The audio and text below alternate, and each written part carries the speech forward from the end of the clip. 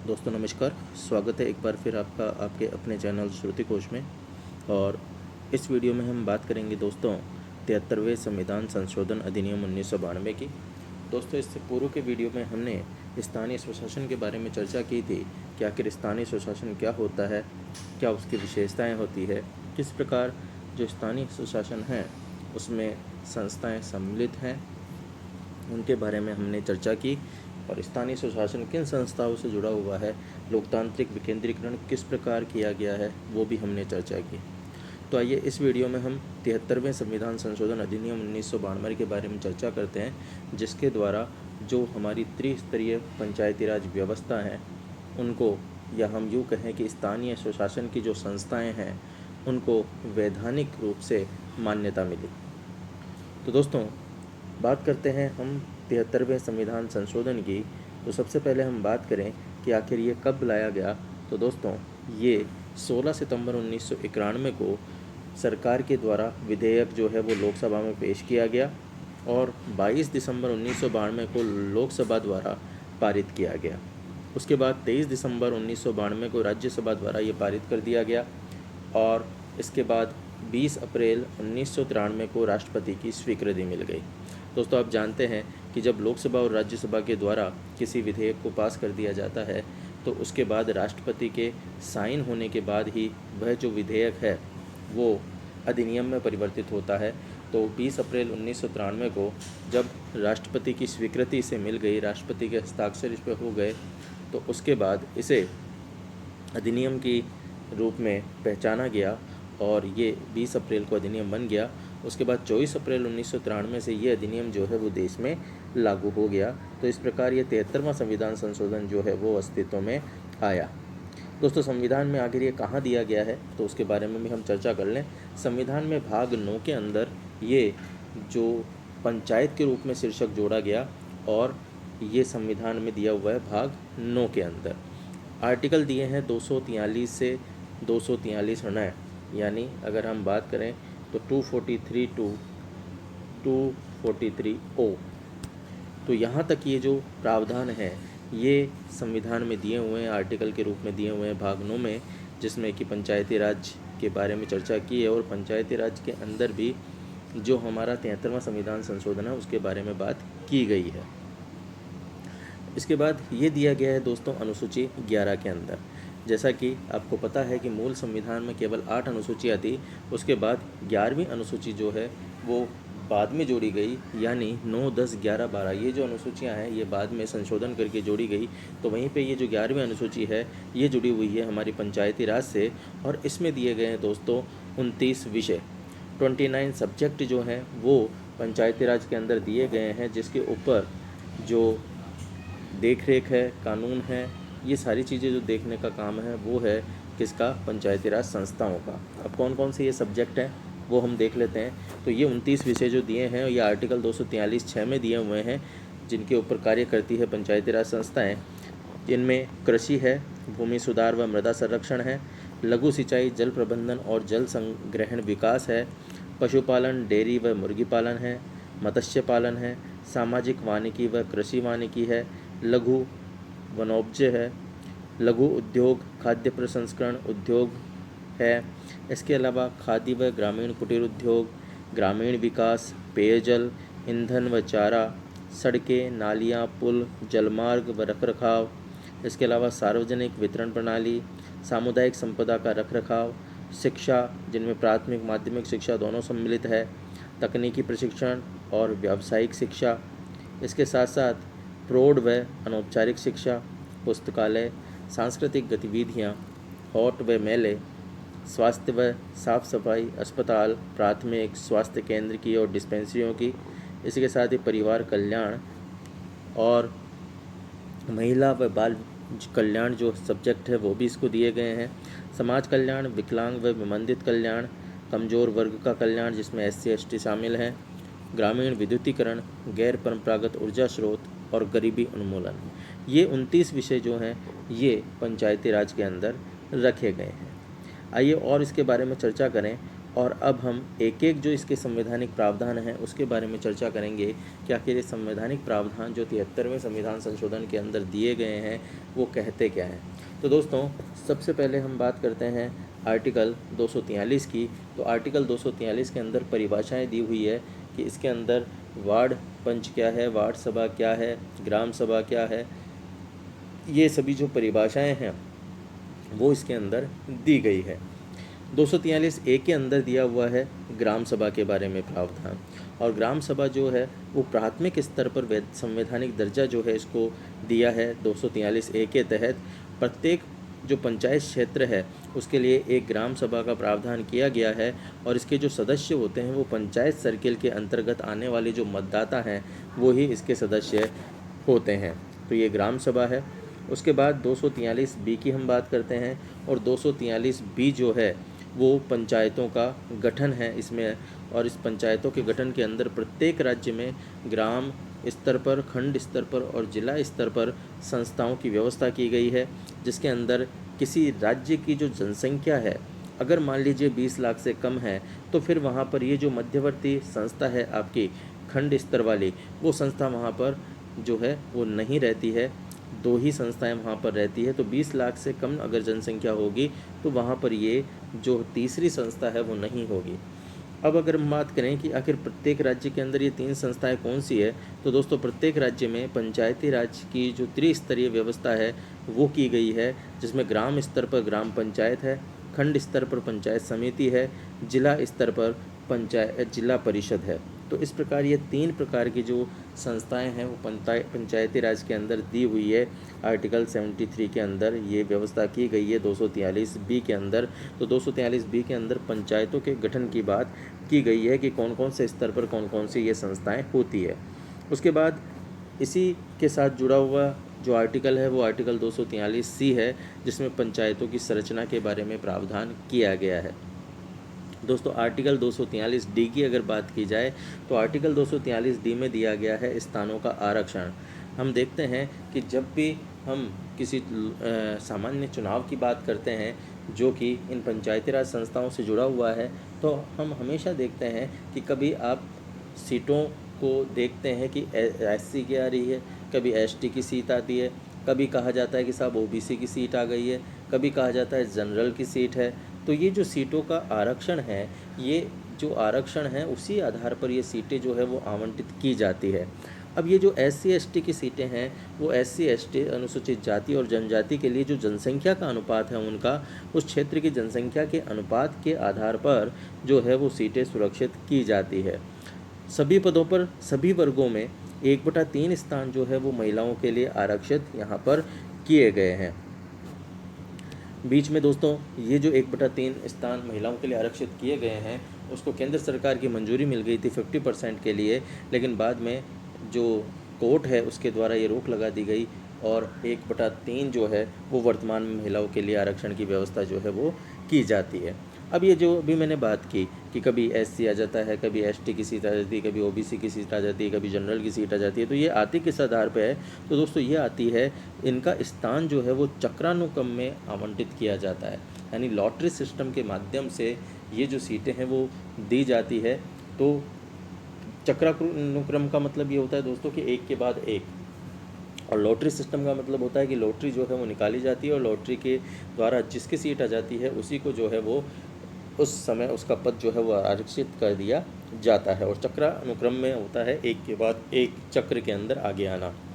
तो इस प्रकार ये व्यवस्था की जाती है आरक्षण की। अब हम बात करते हैं राज्य विधानमंडल को छूट की बात। तो राज्य विधानमंडल को छूट दी गई है इसमें कि पंचायतों में जो पिछड़े वर्ग हैं उसके लिए भी स्थानों का आरक्षण वो है तो कर सकती है, यानी OBC के लिए भी ये स्थानों का आरक्षण कर सकती है। ये इस संविधान के तहत ये जो संशोधन लाया गया उसमें ये बात कही गई कि साहब राज्य विधानमंडलों को ये अधिकार दिया जाता है कि वो OBC के लिए अगर चाहे तो उनके लिए भी स्थान का आरक्षण कर सकती है। तो इस प्रकार ये स्थानों का आरक्षण दिया हुआ है 243D के अंदर। अगली अगर हम बात करते हैं तो वो बात है 243E की। तो आर्टिकल 243 कहता है दोस्तों पंचायतों की अवधि के लिए, तो पंचायतों की अवधि यानी पंचायतों का कार्यकाल कितना रहेगा, वो 5 वर्ष का रहेगा। दोस्तों जहाँ पर मैं पंचायतों की बात कर रहा हूँ, पंचायतों का मतलब केवल ग्राम पंचायत की बात मैं नहीं कर रहा हूँ, मैं बात कर रहा हूँ पंचायतों के तीनों स्तरों की। क्योंकि पंचायतों की हमने बात इसलिए की क्योंकि आर्टिकल जो ये दिए गए हैं इसके अंदर जो शीर्षक लाया गया है भाग 9 के अंदर, वो शीर्षक जो है वो पंचायत दिया गया है। अब इस पंचायत के अंदर तीनों ही प्रकार की पंचायतें हैं, यानी पंचायती राज संस्थाएं हैं, जो आपकी पंचायत ग्राम पंचायत भी है, पंचायत समिति भी है और जिला परिषद भी है। तो तीनों की ही मैं बात कर रहा हूँ। तो पंचायतों की जो अवधि है वो 5 वर्ष जो है इनकी डिसाइड की गई है।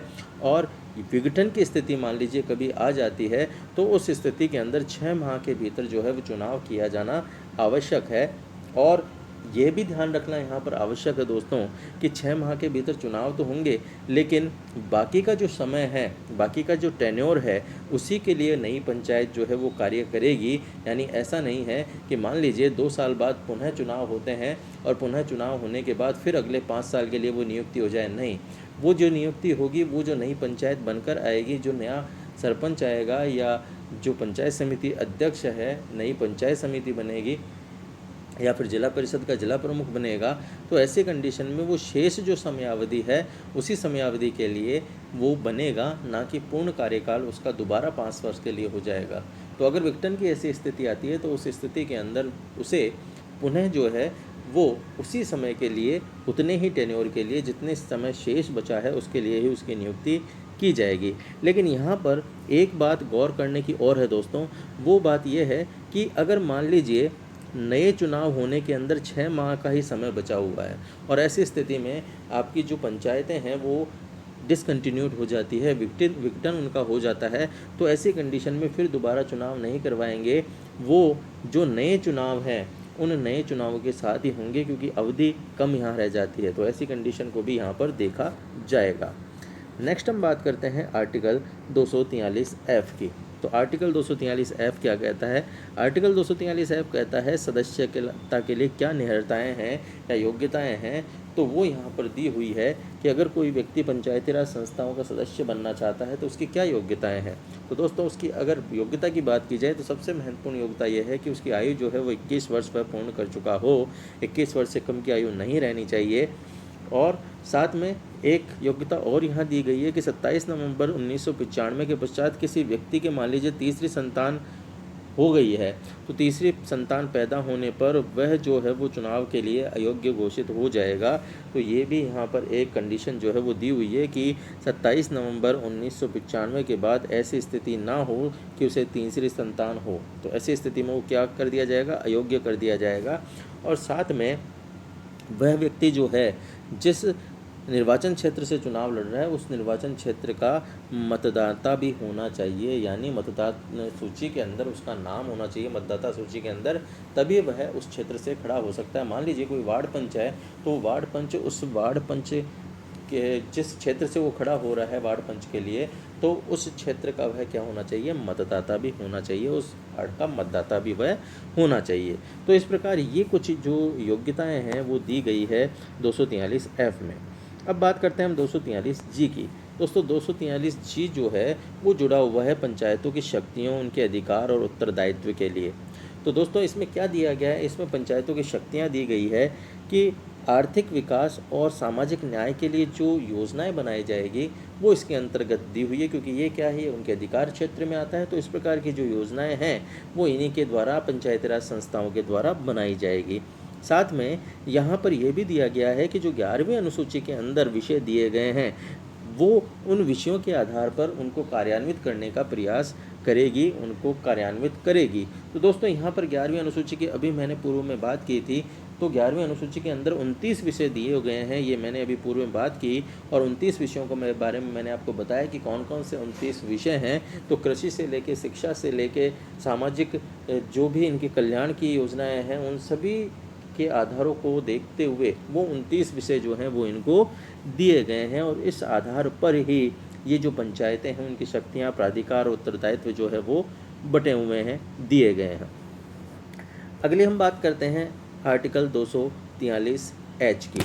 243H क्या कहता है दोस्तों? 243H कहता है कि पंचायतों द्वारा कर अधिरोपित करने की बात की जाती है कि पंचायतों द्वारा जो कर है वो अधिरोपित करने की शक्तियाँ और उनकी निधियाँ वो दी हुई है इसके अंदर की पंचायतों के द्वारा कौन कौन से कर जो है वो लगाए जा सकते हैं। तो ये दिया हुआ है आर्टिकल 243 एच के अंदर। वहीं पर आर्टिकल 243 आई के अंदर दिया हुआ है दोस्तों वित्त आयोग यानी राज्य वित्त आयोग का गठन। राज्य वित्त आयोग का गठन जो है वो भी 243 आई के अंदर दिया गया है और ये क्या कार्य करेगा, ये इन पंचायती राज संस्थाओं के लिए वित्तीय व्यवस्था का काम करेगा। वित्तीय संसाधन उपलब्ध कराने हेतु ये सुझाव देगा और उन सुझावों के आधार पर जो है इनको वित्तीय संसाधन उपलब्ध करवाए जाएंगे। अब इस वित्त आयोग का गठन कौन करता है, तो वित्त आयोग का गठन करता है दोस्तों राज्य का राज्यपाल। राज्य का राज्यपाल जो है वो वित्त आयोग का गठन करता है। और अगर हम बात करें मान लीजिए राजस्थान के ही, तो राजस्थान के अंदर प्रथम राज्य वित्त आयोग जो अध्यक्ष बनाए गए थे वो बनाए गए थे के गोयल साहब। उसके बाद पांचवें वित्त आयोग की अगर बात की जाए तो डॉक्टर ज्योति किरण जी ये जो है इसके अध्यक्ष बनाए गए। और उसके बाद वर्तमान की अगर बात की जाए दोस्तों, वर्तमान छठवां जो वित्त आयोग है वो अभी शुरू हो चुका है और छठवें वित्त आयोग के जो अध्यक्ष बनाए गए हैं वो है प्रद्युम्न सिंह। तो प्रद्युम्न सिंह जो हैं इसके अध्यक्ष बनाए गए हैं वर्तमान में छठा वित्त आयोग जो कार्य कर रहा है उसका। अभी ये थोड़ा डिले हुआ है दोस्तों क्योंकि कोरोना काल रहा, इस कारण से ये डिले हुआ, तो अभी ये निवर्तमान जो है वो बना है। तो इस प्रकार राजस्थान की मैंने आपको स्थिति की बात की, तो राजस्थान में वर्तमान छठवें वित्त आयोग का अध्यक्ष कौन है, प्रद्युम्न सिंह। ये प्रश्न पूछा जा सकता है दोस्तों क्योंकि नए ये बने हैं, तो प्रद्युम्न सिंह जो है नए बन गए हैं वित्त आयोग जो कि छठा वित्त आयोग है। अगली हम बात करते हैं दोस्तों 243 जे की। तो आर्टिकल 243 जे पंचायती राज अधिनियम का क्या कहता है। पंचायती राज अधिनियम 73वें संविधान संशोधन अधिनियम के आधार पर ये बात करता है पंचायतों के लेखाओं की संपरीक्षा की। और वहीं पर 243 के की बात की जाए तो आर्टिकल 243 के बात करता है दोस्तों निर्वाचन आयोग की। जैसे कि वित्त आयोग है वैसे ही निर्वाचन आयोग भी जो है यहाँ पर होता है और निर्वाचन आयोग के द्वारा इन संस्थाओं के चुनाव करवाए जाते हैं। तो एक महत्वपूर्ण जिम्मेदारी जो है ये दी गई है निर्वाचन आयोग को, चुनाव निष्पक्ष हों, समय पर हों। तो निष्पक्ष और समय पर करवाने हेतु पृथक से जो है इसकी स्थापना की गई निर्वाचन आयोग की, जो इन संस्थाओं के चुनाव करवाएगा। और इसका जो प्रमुख होता है वो राज्य का निर्वाचन आयोग होता है, जिसकी नियुक्ति किसके द्वारा की जाती है, राज्यपाल के द्वारा उसकी नियुक्ति की जाती है। तो यहाँ पर ये देखना होगा कि ये आर्टिकल कई बार पूछ लिया जाता है कि राज्य निर्वाचन आयोग जो है वो कौन से आर्टिकल के तहत है, तो आर्टिकल 243 के। और राज्य वित्त आयोग कौन से आर्टिकल के तहत है, तो 243 आई। ये चीज़ जो है यहाँ पर ध्यान देने की है दोस्तों। तो राज्य निर्वाचन आयोग की नियुक्ति कौन करता है, राज्यपाल इसकी नियुक्ति करता है और उच्च न्यायालय के न्यायाधीश की तरह ही इसको हटाया जाता है। यानी जो प्रोसेस उच्च न्यायालय के न्यायाधीश को हटाने में किया जाएगा, काम में लिया जाएगा, वही प्रोसेस जो है इसको हटाने में यहाँ पर काम में लिया जाएगा। अगली हम बात करते हैं आर्टिकल 243 एल की। तो आर्टिकल 243 एल में क्या दिया हुआ है, आर्टिकल 243 एल कहता है दोस्तों संघ राज्य क्षेत्रों में लागू होना, यानी कहाँ कहाँ पर ये लागू होगा उसके बारे में ये चर्चा की गई है इस आर्टिकल के अंदर, आर्टिकल 243 एल के अंदर। वहीं पर आर्टिकल 243 एम के अंदर बात की गई है कि ये कुछ क्षेत्रों के अंदर लागू नहीं है, जैसे मिजोरम का जो क्षेत्र है, नागालैंड का जो क्षेत्र है, ऐसे कई क्षेत्रों के अंदर ये लागू नहीं है दोस्तों। तो आर्टिकल 243 एन के अंदर विद्यमान जो विधियां हैं या पंचायतों का बना रहने की जो स्थिति है उसके बारे में यहाँ पर चर्चा की गई है। और वहीं पर आर्टिकल 243 जो ओ है वो बात करता है निर्वाचन संबंधी मामलों में न्यायालयों के हस्तक्षेप का वर्जन। तो ये हमारे आर्टिकल 243 ओ, यानी जिसको हम अगर हिंदी में कहें तो ये आर्टिकल अनुच्छेद 243 निर्णय तक आ गया है हमारा। तो 243 निर्णय ये आ गया हमारा पंचायती राज। तो ये पंचायती राज जो 73वां संविधान संशोधन था, उस 73वें संविधान संशोधन से जुड़ी हुई संपूर्ण मैंने बातों को आपके सामने रख दिया है दोस्तों। एक एक बिंदु को मैंने आपके यहाँ पे समझाने का प्रयास किया है। तो इन बिंदुओं में से आप एज इट इज़ प्रश्न आपको ऐसे मिल जाएंगे, जैसे कि मैंने अभी बात की राज्य निर्वाचन आयोग की, कई बार प्रश्न पूछा हुआ है कि राज्य निर्वाचन आयोग कौन से आर्टिकल के तहत राज्य निर्वाचन आयोग की नियुक्ति की जाती है। ऐसे ही प्रश्न पूछा जाता है कि राज्य जो हमारा वित्त आयोग है उसकी नियुक्ति किस आर्टिकल के तहत की जाती है। तो ये आप ध्यान रखें कि पंचायती राज संस्थाओं के बारे में जो ये आर्टिकल दिया गया है, ये आर्टिकल 243 आई है दोस्तों। और अगर वित्त आयोग की हम बात करें, जो राष्ट्रीय स्तर का वित्त आयोग की अगर हम बात करते हैं, तो वो आर्टिकल 280 हमारे संविधान के अंदर दिया हुआ है, वहाँ पर वित्त आयोग के गठन की बात की गई है। लेकिन पंचायती राज के जो वित्त आयोग के गठन की हम बात करते हैं, वो दिया गया है 243 आई के अंदर। ठीक है दोस्तों, अभी मैंने बात की थी आपके पास 243 आई के अंदर। तो इस प्रकार ये है दोस्तों हमारा पंचायती राज। अगले वीडियो के अंदर मैं और कुछ पंचायती राज के बारे में और राजस्थान के अंदर जो पंचायती राज संस्था है वो किस प्रकार कार्य कर रही है उसके बारे में अगले वीडियो में चर्चा करूंगा। तब तक के लिए धन्यवाद। आपका दिन शुभ हो। और अगर अब तक आपने इस वीडियो को सब्सक्राइब नहीं किया है, चैनल को सब्सक्राइब नहीं किया है, वीडियो को लाइक नहीं किया है, तो अपने दोस्तों के साथ इसको शेयर करें। और अगर आपको लगता है जानकारियाँ अच्छी है तो आगे इसको बढ़ाते रहें दोस्तों। धन्यवाद। आपका दिन शुभ हो।